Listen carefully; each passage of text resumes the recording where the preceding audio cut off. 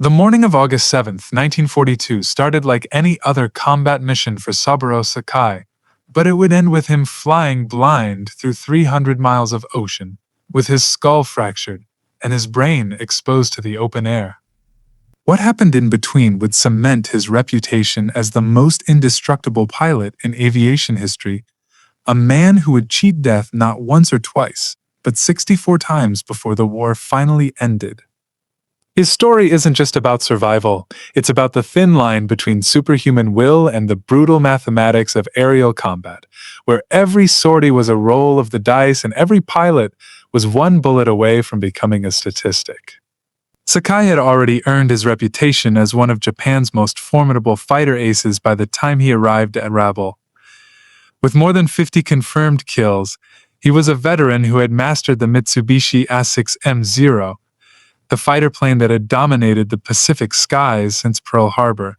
The Zero was a revelation in aerial warfare, incredibly light, maneuverable beyond anything the Allies could field in those early months, and capable of outturning every American fighter that dared to engage it. But that morning over Guadalcanal, Sakai would learn that even the best aircraft and the most experienced pilot could be humbled by a moment of misjudgment and the concentrated firepower of an enemy who refused to quit.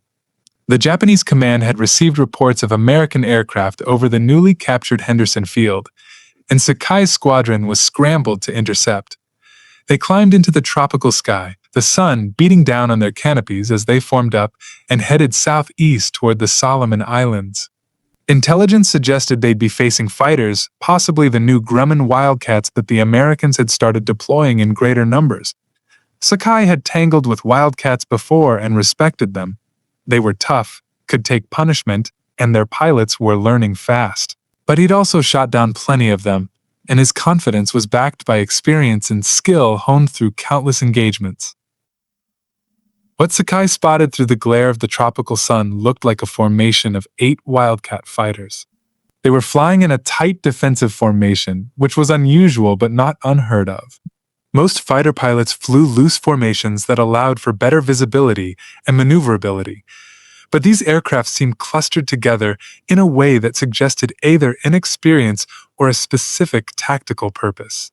Sakai signaled to his wingmen and began his approach, planning a high-speed slashing attack that would allow him to fire and break away before the Americans could react. It was a tactic he'd used dozens of times with devastating effect. He didn't realize his mistake until he was already committed to the attack run. Those weren't Wildcats. They were Grumman Avenger torpedo bombers, each one bristling with defensive armament. 50 caliber machine gun in a dorsal turret, a 30 caliber in the belly, and another 30 caliber mounted in the rear cockpit. And there weren't 8 of them. There were 8 gun positions per aircraft, and Sakai was diving straight into a flying fortress of overlapping fields of fire. The Avengers had been flying in such tight formation precisely to create a defensive box that would shred any fighter foolish enough to attack them head-on. The instant Sakai opened fire, the Avengers responded with everything they had. Tracers converged on his Zero from multiple angles, a web of hot metal that turned the air around him into a death trap. He felt the impacts immediately, heavy thumps as 50 caliber rounds punched through the lightweight aluminum skin of his aircraft. The Zero's greatest strength was also its fatal weakness. To achieve its incredible maneuverability and range, Japanese designers had stripped away almost all armor protection and self-sealing fuel tanks. Every bullet that hit had a chance of causing catastrophic damage, and Sakai was taking hits by the dozen. Then one of the rounds found him. It smashed through the canopy and struck him in the head, just above his left eye. The impact was like being hit with a sledgehammer swung by a giant. The bullet didn't penetrate his skull completely. It deflected along the bone, tearing through tissue and muscle, fracturing his skull and exposing his brain to the rushing wind. Blood exploded across the inside of his canopy. His left eye was destroyed, the optical nerve severed. His right eye was rapidly filling with blood. The pain was beyond description, beyond anything he'd ever experienced. Most men would have passed out immediately from the shock alone. Sakai somehow remained conscious. His Zero was falling. He could feel it dropping away beneath him, the controls sluggish and unresponsive. He couldn't see, His left arm was paralyzed, either from the head wound affecting his motor control or from shrapnel damage. He couldn't tell. Blood was everywhere, in his eyes, his mouth, streaming down his flight suit. He knew with absolute certainty that he was going to die. The Avengers were still firing at him. He could hear the rounds hitting his aircraft, and he was blind and helpless and falling toward the ocean 3 miles below. But something in Sakai refused to accept death. Perhaps it was his training drilled into him during his years in the Imperial Japanese Navy. Perhaps it was simple stubbornness, the same quality that had made him an exceptional pilot in the first place. Whatever it was, he forced his working hand to the control stick and his feet to the rudder pedals. He couldn't see, but he could feel. He could feel the wind pressure on the aircraft, the vibration of the engine, the subtle movements that told him whether he was climbing or diving, turning or flying straight. Using nothing but these sensations, with blood pouring from his shattered skull and his vision reduced to vague shapes and shadows, when he managed to wipe enough blood from his right eye, Sakai somehow pulled his Zero out of its death spiral. He leveled off, flying by feel and instinct, every movement an agony as his traumatic brain injury sent waves of nausea and disorientation through his body. He knew he needed to get back to Rabaul, but he had no idea which direction it was. He was blind, lost over enemy waters in a damaged aircraft that could fail at any moment. He tried to clear his right eye again, using his flight glove to wipe away the blood. For a moment, he could see blurry shapes.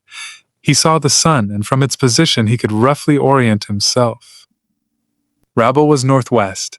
He turned the Zero, flying a heading that he prayed was correct. Then the blood filled his eye again, and he was back in darkness, flying by feel with his brain literally exposed to the wind screaming past his shattered canopy. The flight back to Rabaul was over 300 miles. 300 miles of flying with almost no vision, with a head wound that should have killed him, in an aircraft that had taken so much damage it was shedding pieces into the ocean below. Sakai fought to stay conscious. Every few minutes he would black out from the pain and blood loss, and the Zero would begin to drop. Then he would jolt awake and pull the aircraft level again, over and over, in a cycle of unconsciousness and desperate recovery that lasted for hours. He couldn't maintain altitude. The Zero was too badly damaged, and he was too weak to properly control it. He descended gradually until he was flying just above the wave tops, so low that the spray from the ocean was hitting his aircraft. If he blacked out now, he would hit the water, and that would be the end. Finally, in 1944, with Japan desperate for experienced pilots as the war turned against them, Sakai was cleared to return to flight status. The doctors didn't think he could do it.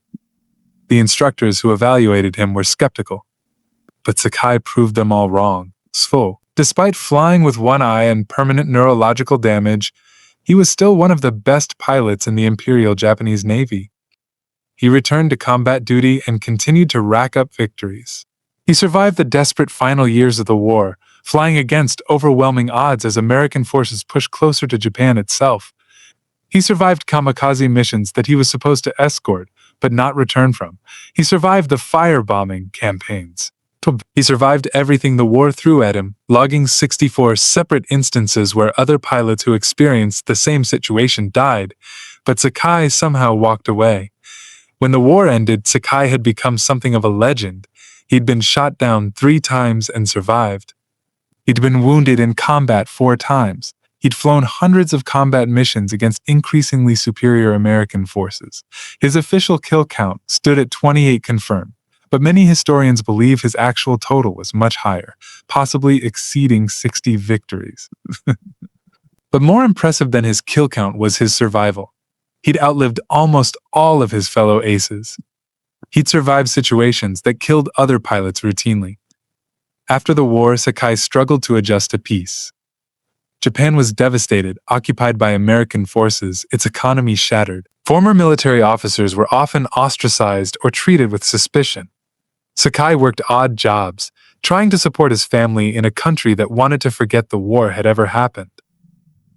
But he couldn't escape his past, and eventually, he embraced it. He became friends with many of the American pilots he'd fought against. He attended air shows and reunions, sharing his stories with former enemies who'd become friends. He wrote an autobiography that became an international bestseller, detailing his experiences with unflinching honesty. He became an advocate for peace, using his experiences to argue against war while respecting the men on both sides who'd fought it. One of the most remarkable moments came when Sakai met the crew of the Avengers that had shot him down. It happened decades after the war, at a reunion of Pacific Theater veterans. When Sakai learned that some of the gunners who'd nearly killed him were present, he sought them out. The meeting was emotional for all involved. The American gunners had never known if they'd killed the Zero pilot who'd attacked them that day. Sakai assured them they'd come very close, showing them the scars and the glass eye that had replaced the one he'd lost. But instead of anger or resentment, there was understanding. Both sides recognized that they'd been young men following orders, caught up in a war neither had started. The Americans expressed amazement that Sakai had survived at all. Sakai thanked them for their shooting, noting with dark humor that if they'd been better shots, they would have killed him outright and saved him years of pain and rehabilitation.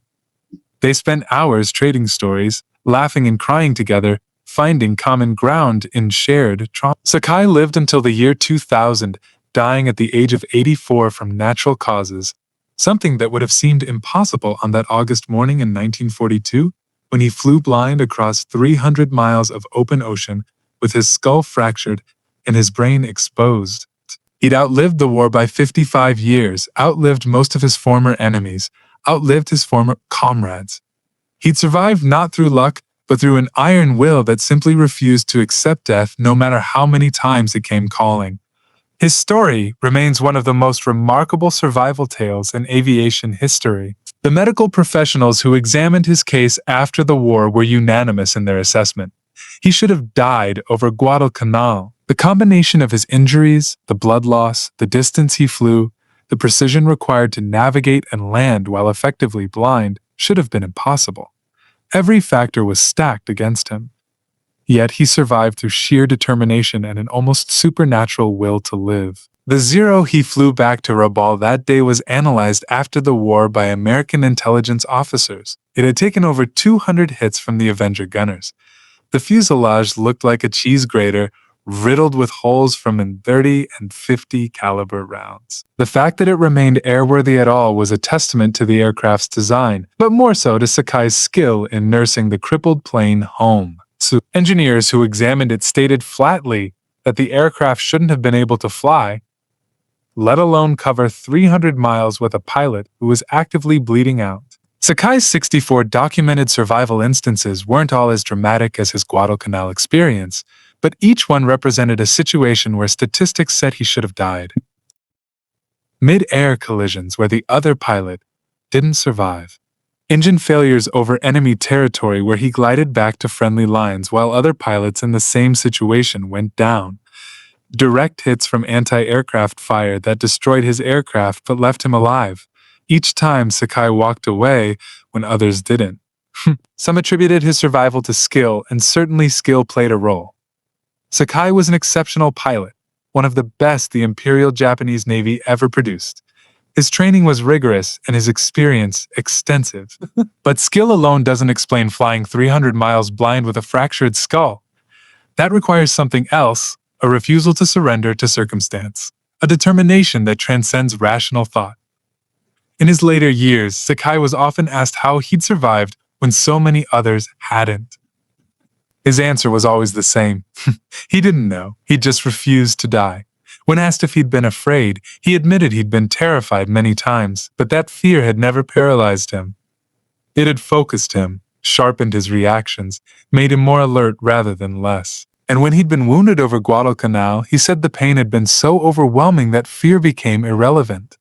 All that mattered was the next moment, the next breath, keeping the aircraft level for one more minute and then another and another and another until somehow he was home. His legacy extends beyond his personal survival. Sakai became a bridge between former enemies, proof that even in the most brutal conflicts, humanity could persist. His willingness to meet with American veterans, to share his experiences honestly, to acknowledge both the skill and the suffering on both sides, helped heal wounds that might otherwise have festered for generations. He never apologized for fighting for his country, But he also never glorified war or pretended it was anything other than tragic waste. The man who refused to die ultimately died peacefully, surrounded by family, having lived a full life that extended decades beyond what anyone who saw him on August 7th, 1942 would have believed possible. His story stands as testament to human endurance, to the power of will over circumstance, and to the thin margin that separates survival from death in combat. 64 times he faced that margin, and 64 times he crossed it alive, leaving behind a legacy that continues to inspire aviators and historians alike. In the end, Saburo Sakai didn't just survive the impossible, he thrived beyond it, transforming his wartime experiences into a message of peace and reconciliation that resonated far beyond the cockpit of his beloved Zero fighter.